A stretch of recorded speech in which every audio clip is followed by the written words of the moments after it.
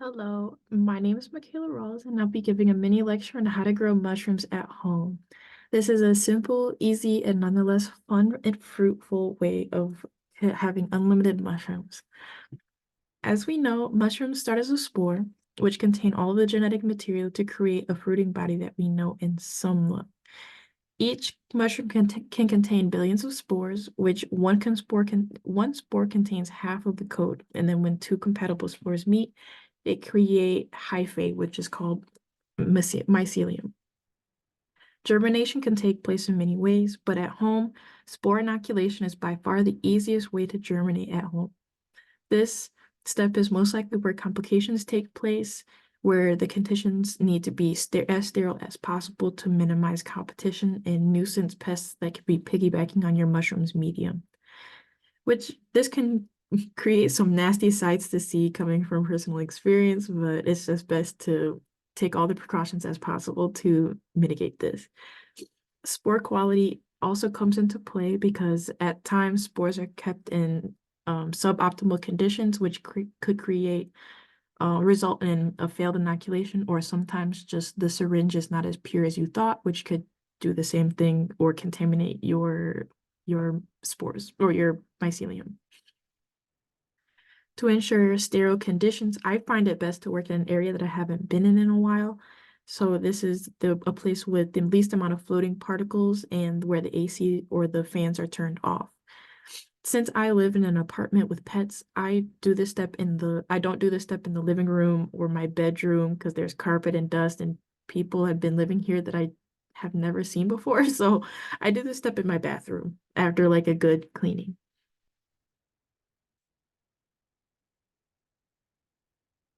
So the materials that I use and that I suggest you to use as well is, of course, the spore syringe. For the inoculation, you'll need jars, spawn bags, and petri dishes.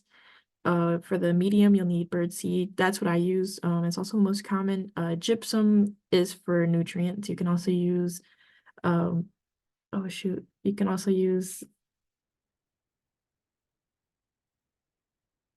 vermiculite.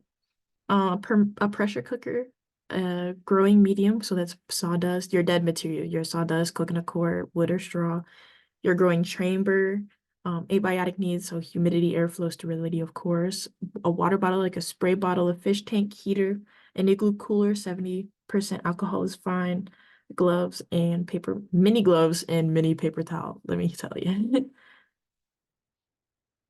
Um, the medium, so choosing the medium is probably it's a good step to take into place and do your research because each mushroom has its own requirements. So um the mush this will create your spawn bag or your spawn jar. This is for the mycelium growth before it's moved into its official growth chamber. And there are two types of inoculation. So there's dry inoculation, um, and wet inoculation. I use the dry inoculation method with birdseed, but I've also seen sawdust, straw, or mycelium plugs, as Ben showed us as well. This just depends on the mushroom's requirements and your particular style and preferences. There's also wet inoculation, where the spores are put into a petri dish and then it's transferred into a grow jar or bag for further mycelial growth. This is a nice method as well since you can see your syringe contents if your syringe contents were pure. And also over time, you'll have consistent genetics to keep growing with. Depending on your mushroom's growth habits, bags are useful, but I find a higher yield and less materials to use and buy with monotub method. So I create my jars and then transfer them into a larger chamber when they're ready. Preparation. So here's the fun part. This is before sterility is needed. You'll need to source your spores. Amazon is a little tricky to trust because you don't know if there's third party. You don't know even if you're getting spores. They can just put sand in the syringe. But I get my pores from northspore.com, which also provides growth kits, spawn bags if you want to cheat the system, and plate cultures, along with some useful educational videos and readings to help you along your way. I personally use spawn jars. So I'll be using that for simpler terms. These jars are modified in the way to help mycelium breathe. This is taking the lid of the jar, drilling a hole, and then patching it with a filter. This filter can be polyfill, microspore tape, or a filter patch, and then glued down to the bottom of the lid, as you can see in the picture. After you have your spores, you'll want to take your medium, your birdseed, and then fill your jar until it's nearly full, so about 2/3 of the way. I work in multiples of four, so I fill 4 jars of birdseed until it's most of the way full, and then dump that into a cooler.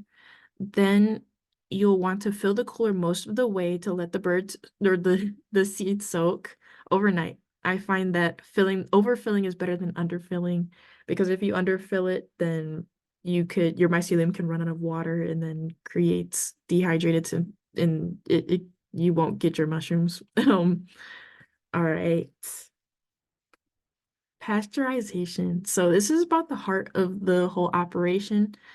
On the next day after your birdseed is all fully soaked, you'll drain the birdseed of excess water and then refill those jars.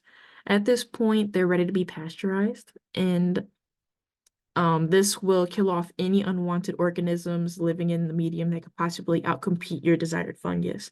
So this gives it like the best chance at life. After your jars are full, you'll set up your pressure cooker. And since those jars are modified, you'll want to cover them with tin foil and tie it with a rubber band. This will decrease excess moisture from getting into the jar through the filter. Then you'll want to cook the jars at 15 psi for 2 hours. Then let them sit and cool down for 12 to 24 hours. And during this time, you can prepare one of your growth chambers.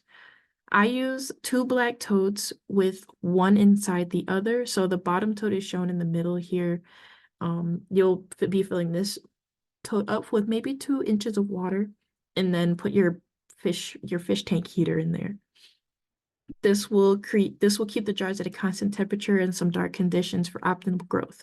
And then you'll paste, like in the bottom right corner, you'll place another tote on top, and that's where your jars will go into. Inoculation. Prepare your space. So this is where sterility comes into play. Make sure that your space is free of pets and that you have a spacious surface to work with. A mask could help, but I just use so many pairs of gloves, excessive amounts of 70% isopropyl alcohol, and by the end of it, I have a mountain of paper towels. So you'll sterilize your table, the outside of the jars, your hands, anything that is in sight that could possibly contaminate. So with the steps, with gloves on, you'll shake the closed syringe. So you don't want to put the needle on just yet until the spores are evenly dispersed. You'll be able to tell there'll be a clump. You just want to break that clump up. Then you'll take your sterile needle, you'll open the pack just barely, and then screw it on with the wrapping still on the sterile needle. And then personally, I'm like a little germaphobe, so I sterilize the needle with a flame, and then I use an alcohol wipe just to wipe that needle clean. It might be unnecessary, but I just do it just to make sure, Next, I just barely open the jars, just enough for me to fit my needle in, and then squirt a quarter of the contents into the jar and then close it quick, just to decrease the amount of contaminants that could float into the jar. You repeat this step for 4 jars, sterilizing your needle each time. Shake the jars. Once you're done, shake the jars and to spread the spores out evenly, and then place these jars into the black double totes and then close the lid. When the mycelium has grown to cover about 25% of the jar, shake it and then put it back into the tub. This isn't completely necessary, but it will expedite the process of mycelium growth. The more that it touches, the more that it'll spread. If all goes well, 7 to 10 days later, the jars will be completely white and almost nearly unshakable. If you notice any discoloration at this time, this is when you should dump that jar. Just completely empty the contents out because you don't want to be breathing in that whatever is growing. Re-inoculation. This is the preparation process, so I'm gonna split it up into two. So now that you have your spawn, your jars are completely white. You're ready to move on to transferring them into your growth chamber. I use a clear plastic tote with holes drilled into it and then duct tape on the bottom. You can see my tote in the top right corner. It's a little, I was lazy. I didn't take the coconut core out, but it works, I swear. This is the duct tape at the bottom is also so the mushrooms don't grow out the side because they'll grow in a funky way if you let them. These can also be bought online, but I bootleg mine, so I mean it works. And then, so first, for very first step, you want to sterilize your cooler, wipe it down with water because you don't want to be eating your sterilizing agent, and then close it up. You'll want to measure out your dead material. So I'll be using coconut core, 500 grams of that, dry weight, and then boil. You'll bring 2,500 to 70 or 2,700 milliliters of water to boil. You'll place your coconut core into the cooler and then pour your boiling water on top of it, close it, and let it soak overnight and let it cool down. So for the actual re-inoculation, this is step 5. You'll need gloves and clean hands, but not so sterile conditions. Like you don't need to be hospital sterile.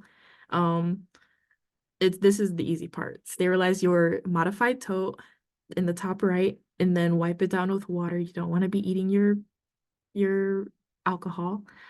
And then pour in your soaked coconut core. You'll keep aside about 3 cups, maybe 5 cups, and then pour your all 4 containers of mycelium jars into that coconut core. You'll mix the mycelium thoroughly and then spread a thin layer of coconut, those 5 cups of coconut core that you put aside, spread that on top of it. After this, spray it liberally with water, but not to the point that you create little puddles, and then close the lid. Um, After this, you're pretty much done. Uh, Fan the setup twice a day for 30 seconds, and then that's to get rid of any carbon dioxide buildup or any floaties that maybe got into there. And then mist it twice a day to keep the humidity high. Again, if you see any discoloration, disregard immediately. You do not want to be breathing in any unknown fungus, any unknown bacteria. But if all goes well, you'll have mushrooms forming in about 2 to 3 weeks. It's actually beautiful to watch. That's why I love growing mushrooms. It's a lot faster turnover rate than plants. All in all, the process seems like a lot, I swear, but it's so much fun and it gets easier after you know what you're doing. When I first started growing, I was intimidated by the sterilization process, especially, but after I got the hang of it and some successes and failures, it's really not that bad. Especially, or since we got so used to growing plants, I find that growing mushrooms presented a nice learning curve, and it has a beautiful and delicious outcome to tag along with it. After the first harvest is done, you can even keep that same tote, keep growing it, keep misting it, keep fanning it, and you can get a second or third flush of mushrooms. It'll decrease in yield every time, but mushrooms nonetheless. Yeah. Thank you. Thank you for listening.